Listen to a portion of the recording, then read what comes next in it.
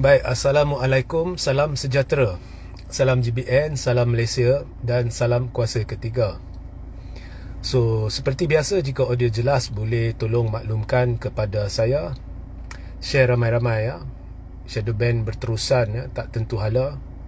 Dan juga sertai Telegram saya, Regi Jesse Ritaudin. Percayalah akan ada pengumuman-pengumuman dari pihak saya menerusi Telegram kelak. Ya, so type Regi Jesse Ritaudin di Telegram dan sertai. Baik, tempoh hari saya ada buat satu live di mana saya menjelaskan seperkara berhubung kontrak sosial yang ramai tidak tahu. Dan setelah membuat live itu, sebenarnya saya dihubungi oleh boleh dikatakan tokoh pemikir, beberapa tokoh pemikir, bukan seorang ya. Dan ada juga sastrawan dan pihak-pihak tertentu yang bersyukur benda itu didedahkan dan ingin saya meneliti dengan lebih lanjut isu ini untuk dihebohkan kepada semua dari sudut akademik semata-mata ya, buat masa ni dari sudut akademik. Jadi antaranya juga adalah ilmuwan dan ada juga saya menerima kertas penyelidikan rupa-rupanya yang telah dibuat berkait dengan Islam dan agama persekutuan. Jadi sebelum saya lanjutkan live ini, saya hendak beritahu anda bahawa saya telah meneliti dua dokumen. Satu ialah berkait Islam dan Undang-Undang Tubuh Kerajaan Kedah, dan satu lagi ialah Islam dan Perlembagaan Persekutuan ya, dan kontrak sosial. Rupa-rupanya penemuan penyelidik ini ada sebahagian daripada apa yang saya ingin sampaikan kepada anda dalam jangka yang panjang. Sebahagiannya telah pun disebut dan diteliti dan diselidik oleh penyelidik ini. Jadi tak perlulah saya ulang benda yang penyelidik ini sudah buat. Jadi saya akan terbitkannya menerusi thethirdforce.net malam ini. Now, thethirdforce.net ada sekatan yang telah dikenakan, seperti juga blog-blog lain yang telah disekat di bawah pentadbiran ini. Siapa yang buat saya tak nak tuding jari, tapi di bawah pentadbiran ini kebetulannya banyak sekatan, antaranya blog saya. Jadi saya pun sudah beritahu kepada anda, jika anda hendak akses mana-mana laman yang disekat, anda perlu pergi ke Google Play Store atau Apple Play Store dan download aplikasi 1.1.1.1. Dan ianya cukup mudah dimuat turun, cukup mudah, 1-2 langkah je untuk activate, dan anda boleh baca laman-laman yang disekat, termasuk laman saya oleh beberapa syarikat telekomunikasi saya kira. Baik, saya akan terbitkan mulai malam ini. So, dokumen itu menarik. So, saya pun dapat banyak permintaan untuk perincikan lebih lanjut isu ni. Buat masa ni saya tak nak, sebab banyak perkara lain yang perlu saya perincikan. Tetapi saya boleh beri satu rumusan daripada zaman British kepada apa yang sedang berlaku sekarang dan bagaimana sebenarnya kontrak sosial telah dicabuli oleh pihak-pihak tidak bertanggungjawab dan pihak-pihak yang kurang ajak. Okey, itu sahaja istilah yang boleh saya gunakan, kurang ajak. Okey. Baik, anda perlu faham bahawa apabila British mula-mula bertapak di sini, mereka dalam dokumen ini, ada dalam dokumentasi ya, mereka sebenarnya mendapati bahawa ada pentadbiran Melayu yang teratur, yang jelas, dengan ketuanya iaitu Sultan. So apabila British datang, mereka telah mengiktiraf kewujudan pentadbiran ini dan telah berkomunikasi dan berurusan dengan sultan. Di situ sahaja kita sudah nampak bahawa kerajaan Melayu yang ada, kerajaan-kerajaan Melayu, sebab masa tu tak ada Melaya. Dia bukannya negeri-negeri bersekutu atau satu negara, tetapi dia ada wilayah-wilayah negeri-negeri dan ada sultan-sultan. Jadi British mengiktiraf pentadbiran ini dan mengiktiraf betapa teraturnya pentadbiran ini, dan seterusnya mengiktiraf sultan, walaupun British sebenarnya ambil kesempatan terhadap sikap sultan-sultan yang terbuka, ramah, mesra, ya, dengan menjadikan ada kalanya menjadikan sultan itu seperti boneka dan sebagainya, tetapi tetap ada pengiktirafan. So maknanya kalau anda baca dokumentasi orang British, dan mereka sebut sendiri, mereka telah sampai ke tanah Melayu. Secara am, mereka merujuk kepada seluruh kawasan sampai ke Patani dan sebagainya sebagai tanah Melayu, kawasan orang Melayu. Ya. So ini British sebut. Dan benda ni British pegang sampai kita merdeka. Sampai kita merdeka. Dia pegang. Dia tetap berurusan dengan sultan, walaupun British cari jalan untuk mentadbir urus negara dan hanya letakkan sultan sebagai seperti ya, dia perampas semua kuasa sultan, melainkan berkait dengan agama dan sebagainya, tetapi mereka tetap mengiktiraf ini tanah Melayu. Dan apabila perbincangan dimulakan untuk gubal perlembagaan persekutuan yang ada sekarang, ya, saya tak nak masuk babak Malayan Union dan sebagainya, itu cerita lain, nanti jadi lebih panjang. Mereka berurusan mula-mula hanya dengan pemimpin Melayu. Pada awalnya, berdasarkan dokumentasi tertentu, kaum lain tidak ataupun parti yang mewakili mereka tidak begitu menunjukkan minat pada awalnya, apabila perbincangan itu tidak begitu formal atau rasmi. Tetapi lama-lama, bila mereka sedar akan dibincangkan benda-benda berkaitan dengan kewarganegaraan dan sebagainya, MCA, MIC semuanya masuk nak berbincang. British kata okey, boleh. Dan mereka terima sebab semuanya adalah parti yang mewakili, MCA, MIC mewakili pendatang-pendatang yang pada masa tu dia memang pendatang. Okey. So dia benarkan. Tetapi akhirnya British memerlukan persetujuan tertentu daripada orang-orang Melayu. Malah British sendiri menegakkan dan British sendiri meletakkan sebagai syarat perlunya hak istimewa orang Melayu terjaga dan perkara-perkara tertentu diselitkan dalam perlembagaan jika negara kita hendak merdeka. So sekali lagi British memberi pengiktirafan kepada orang Melayu bahawasanya ini tanah kamu, tetapi lebih dari itu dia letakkan sebagai syarat untuk merdeka. Jadi orang Cina, India terpaksa terima, jika tidak, tak merdeka. Dan apa yang British letakkan sebagai syarat, dia sudah termaktub dalam perlembagaan menerusi beberapa perkara, antaranya Islam adalah agama persekutuan, Melayu ada hak istimewa dan sebagainya. Kaum lain, agama lain, mereka yang menganut agama lain tidak boleh cuba untuk meluaskan agama mereka di kalangan orang Melayu dan sebagainya, macam-macam lagi. Itu adalah sebenarnya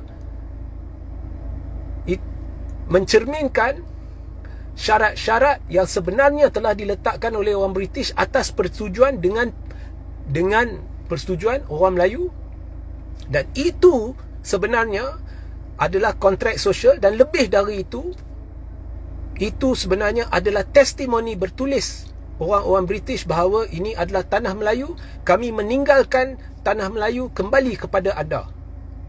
Kami telah memastikan anda dan semua bangsa yang duduk bersama anda tahu bahawa mereka duduk di tanah Melayu kerana ini syarat kami. Jadi kontrak sosial nombor 1 dia bertulis. Itu semua adalah sebahagian asas, kerangka asas kontrak sosial yang tertulis, iaitu agama Islam adalah agama persekutuan. Orang Melayu hak istimewa dia macam ini, macam itu, ya. Dan agama lain tidak boleh diperluaskan di kalangan orang Islam, dan ada undang-undang untuk orang Muslim, undang-undang syariah dan sebagainya. Semua itu adalah sebahagian asas kerangka kontrak sosial, menjiwai kontrak sosial. The Federal Constitution of Malaysia is a reflection of the social contract. Tetapi lebih dari itu, ini juga adalah testimoni peninggalan penjajah bahawa kami memulangkan tanah ini kepada orang-orang Melayu kerana ini tanah Melayu. Jadi ini adalah persetujuan syarat kami, atas persetujuan orang-orang Melayu dan Raja-Raja Melayu, bahawasanya jika anda hendak merdeka, anda hendak kami pulangkan, kami hendak pastikan bahawa kami memulangkannya kepada tuan punya tanah, atas persetujuan tuan punya tanah. Jadi jangan pandang remeh Perlembagaan Persekutuan, kerana ianya kalau anda kaji betul-betul dalam, dan saya sedang mengkajinya dah 2 tahun dan saya masih belum selesai mengkajinya bersama dengan pertolongan pakar communicate online. Saya masih belum habis mengkajinya. Jika anda mengkajinya lebih mendalam, ini adalah dokumen yang cukup padu, ya, yang anda tidak sedar. Jadi kalau kita lihat sekarang ni, ada ramai pihak yang sudah kurang ajak. Banyak perkara dipersoalkan, isu murtad, membenarkan orang Melayu murtad, ya. Kemudian Sisters of Islam macam-macam yang mereka kata yang kurang ajak, yang tak sesuai, saya kira, yang dah lari dari landasan. Kalimah Allah dipertikai, orang tiba-tiba orang bukan Melayu nak, orang bukan Muslim nak guna. Macam-macam sedang berlaku. So di dalam Perlembagaan Persekutuan ini, kita boleh lihat bahawa Malaysia tidak mengamalkan sistem Westminster. Ada banyak sebab dan saya tidak ingin masuk dalam live ini. Itu saya kena buat berasingan.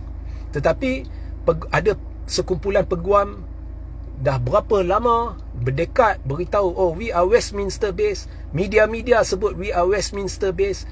Pemimpin sebut we are Westminster based, ya. Westminster adalah sistem yang dipakai di UK. Tidak.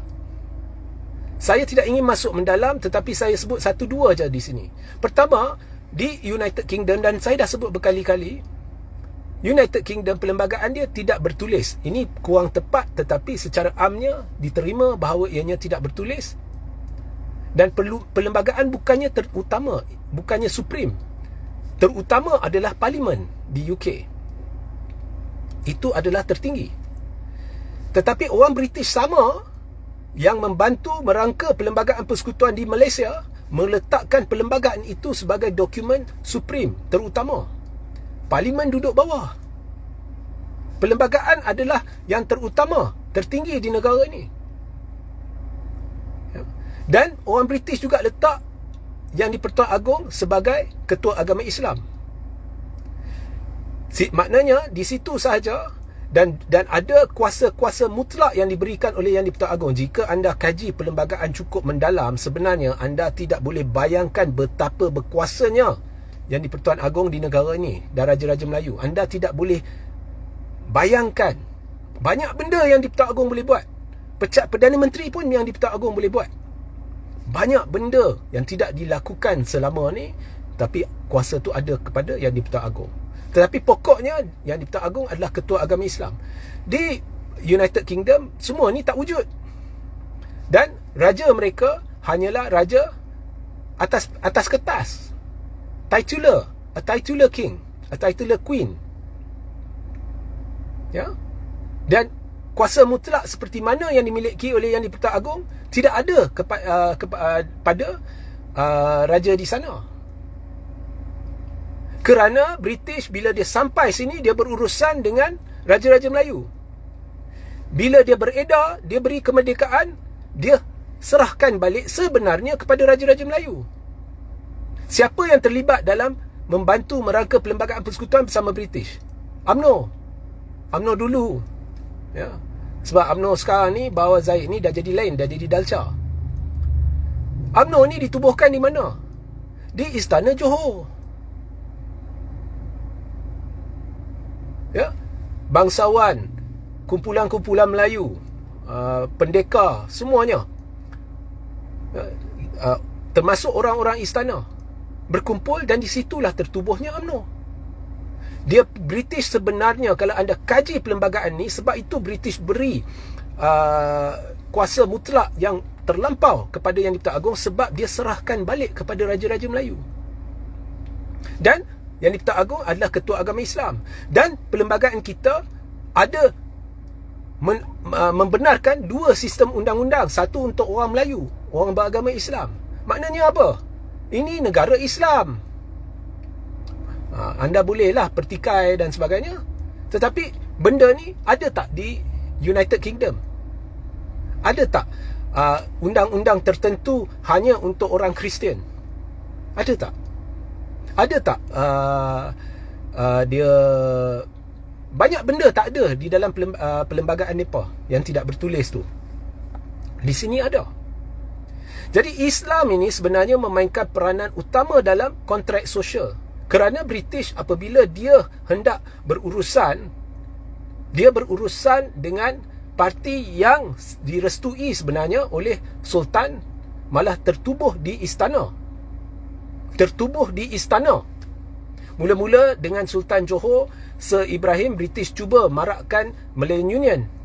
Kemudian bila dapat tentangan, akhirnya Sir Ibrahim sendiri, ya, Sultan Johor pada ketika itu dia Sir Ibrahim. Anda tidak tahu, ya, Sir Ibrahim. Dia sendiri membantu dalam menjayakan penubuhan UMNO. Dan kemudian British berurusan dengan UMNO ni dalam perbincangan ke arah menubuhkan Perlembagaan Persekutuan. Tetapi penekanan diberi kepada fungsi Yang di-Pertuan Agong, dan kuasa mutlak yang luar biasa telah diberi. Ya. Anda perlu kaji mendalam, anda akan dapat lihat. Ya, satu contoh saya beritahu kepada anda, sebelum saya dedahkan, orang tak tahu. Yang di-Pertuan Agong ada kuasa mutlak yang tak terhingga dalam penentuan siapa jadi Perdana Menteri. Maknanya anda serah SD 120 SD pun atau 150 SD pun, anda letak nama A, Yang di-Pertuan Agong boleh je lantik orang B. Boleh, dia boleh lantik nama lain. Okey. So, orang yang ada kuasa mutlak ni, yang British serahkan balik negara ni kepada orang tu, iaitu Raja-Raja Melayu ni, dan Yang di-Pertuan Agong. Yang di-Pertuan Agong juga ketua agama Islam. Islam menjiwai Perlembagaan Persekutuan dan kontrak sosial. Kontrak sosial ni menjiwai banyak perkara dalam Islam. Dan di dalam agama Islam, saudara-saudari, seperti mana juga yang disebut oleh penyelidik yang akan saya kongsikan bahagian 1 penerbitan dia, kita boleh buat perjanjian dengan kaum lain dengan syarat kaum itu menepati dan tidak memungkiri janji, dan lebih dari itu, tidak kaum yang lain tu tidak membantu mereka yang memusuhi anda. Jadi asalkan perjanjian yang ada, social contract yang ada tu dipatuhi, dan mereka yang bukan beragama Islam tidak, ya, membantu mereka yang menjadi musuh kepada orang Melayu Islam, maka perjanjian itu perlu dipatuhi. Tetapi hari ini kita lihat ramai pihak kurang ajar. Bila kurang ajar, dia melanggari social contract yang sebenarnya adalah sebahagian daripada Perlembagaan Persekutuan, sekaligus bermakna mereka melawan Perlembagaan Persekutuan. Penghinaan ini cukup besar, adalah satu kesalahan berat di sisi undang-undang, dan lebih dari itu, ianya sudah merupakan satu ancaman kepada orang Islam. Ini sebahagian daripada social contract, bukan saya reka. Dan bila sesuatu dikira atau boleh ditafsirkan sebagai ancaman kepada Islam, contohnya Yang di-Pertuan Agong boleh menggunakan kuasa budi bicara mutlak tertentu kerana Yang di-Pertuan Agong adalah ketua agama Islam. Maka segala yang ada dalam perjanjian termasuk kerakyatan boleh mula dipertikai. So, sesiapa yang ingin bersifat kurang ajar dengan social contract, bila kaum majoriti rasa terancam dan mereka mula pegang kepada setiap apa yang termaktub di dalam perlembagaan di bawah social contract, jangan esok menyesal. Kalau nak bawa bincang sesuatu benda, buat dengan cara adab. Kami nak bincang, benda ni sesuai tak untuk zaman ni dan sebagainya, jom kita bincang dan sebagainya. Dan bincang dengan semua orang Melayu, tak apa. Tetapi bila dengan cara biadab mengeluarkan kata-kata anti-Islam, rasis, dan kemudiannya mencabar, ya, dengan nada marah, kalimah Allah dan sebagainya, bila orang Melayu rasa terancam, dia akan kembali kepada asas social contract yang sebenarnya bersangkut paut juga dengan Islam sebagai agama persekutuan dan keislaman perlembagaan persekutuan yang anda boleh rujuk menerusi penyelidikan penyelidik ini, dan juga peranan Yang di-Pertuan Agong sebagai ketua Islam. Dan jika ada satu keputusan dibuat memandangkannya di dalam Islam, jika pihak yang anda buat perjanjian dengan itu memungkiri janji atau melanggar janji, dan seterusnya pihak itu telah membantu musuh anda sebagai contoh, maka kita isytiharkan social contract ini tidak boleh diguna pakai buat sementara ni. Kita tidak boleh memenuhi janji-janji social contract. Ada bahaya besar. Ada bahaya besar. Di dalam negara ni saya dah sebut kita ada integrasi. Bila British membantu untuk merangka perlembagaan persekutuan, ianya berdasarkan konsep integrasi. Maknanya kita iktiraf, British iktiraf ini tanah Melayu, tetapi orang Melayu iktiraf orang Cina sebagai contoh, orang India. Bukan hanya agama dan bangsa mereka, tetapi cara hidup mereka, budaya mereka, mereka iktiraf.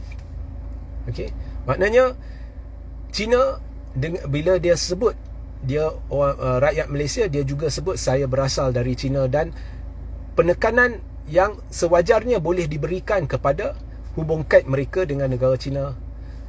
Pengiktirafan diberi kepada hubung kait orang India dengan India dan sebagainya. British tidak menekankan asimilasi. Asimilasi itu secara amnya kita akur sejarah bahawa mereka ni datang dari China. Tetapi lebih dari itu tidak diterima. Budaya mereka mereka perlu menjadi sebahagian daripada budaya Malaysia. Of course, mereka boleh pergi, boleh ada rumah ibadat mereka sendiri, boleh. Tetapi bukan keterlaluan seperti ada sekolah berasingan, sekolah Cina atau sekolah India. Tak boleh. Kerana asimilasi mengiktiraf kaum dominan di negara itu sebagai asas kepada tertubuhnya satu bangsa baru di negara tersebut. Dan semua perlu menjadi sebahagian daripada bangsa itu, perlu menjiwai bangsa itu, dan tidak boleh menunjukkan sifat-sifat etnik mereka, asal mereka dari negara mana. Itu adalah asimilasi. British tidak memaksa asimilasi, dia membenarkan integrasi. Tetapi jika social contract dicabar, Yang di-Pertuan Agong boleh memaksa dilakukan asimilasi. Jangan tanya bagaimana, itu saya perlu huraikan panjang lebar. Kita perlu masuk kuasa-kuasa mutlak yang di-Pertuan Agong dan sebagainya. Kita perlu masuk mendalam dalam perlembagaan persekutuan, tetapi asimilasi boleh dipaksa. Dan bila asimilasi dipaksa, tidak akan ada lagi sekolah Cina, sekolah India dan sebagainya. Dan tidak ada lagi isu benda-benda dicabar. Ya. So, berhati-hati. Ya. Ini tanah Melayu. Ada orang bukan Muslim tanya saya, why are you doing this? Jawapan saya mudah. Tidak ada mana-mana perjuangan yang boleh berjaya jika ia dimulakan atas landasan palsu, atas landasan penipuan. Anda tidak boleh pergi ke negara Australia sebagai contoh untuk melancong dan kemudian beritahu orang, ini bukan negara Australia, ini negara anda beri nama lain. Itu penipuan. Anda perlu iktiraf kebenaran di sekitar anda. Kita di Malaysia, ini tanah Melayu. Anda perlu terima benda tu sebelum anda cerita benda lain, ya? Anda tidak boleh menipu. Bila anda menipu, anda mencabar social contract. Bila anda cabar social contract, kaum majoriti bila bersatu dan bila ketua agama Islam dan juga ketua negara menggunakan kuasa mutlak, you are in trouble, ya? So banyak benda yang saya nak ceritakan, tetapi ianya terlalu panjang. Saya sedia jika siapa-siapa nak adakan sesi dialog, ya, atau nak temu ramah saya terima. Mungkin lebih mudah untuk saya menterjemahkan apa yang ada dalam minda saya ini kepada anda, tetapi ada banyak yang anda tidak tahu. Perlembagaan Persekutuan menjiwai prinsip-prinsip kenegaraan, pentadbiran masyarakat majmuk menurut agama Islam. Social contract adalah satu perjanjian yang jika dilanggar syaratnya menurut agama Islam, ia terbatal, ya. Mana-mana kontrak, mana-mana perjanjian, ianya boleh terbatal. Dan Agong sebagai ketua agama Islam, Agong sebagai kuasa mutlak yang diberikan, dan banyak perkara melibatkan kuasa-kuasa Agong ini yang termaktub dalam perlembagaan adalah cara British, ada testimoni orang British bahawa kami telah pulangkan tanah ini kepada tuan punya, iaitu orang-orang Melayu, raja-raja Melayu. Perlembagaan mereka sendiri pun tak ada banyak benda tu. Dan orang British juga berurusan hanya dengan orang Melayu pada awalnya. Kemudian bila China dengan India masuk dalam perbincangan ke arah menubuhkan Perlembagaan Persekutuan, dia minta kebenaran daripada orang-orang Melayu, wakil-wakil Melayu, wakil-wakil raja-raja Melayu.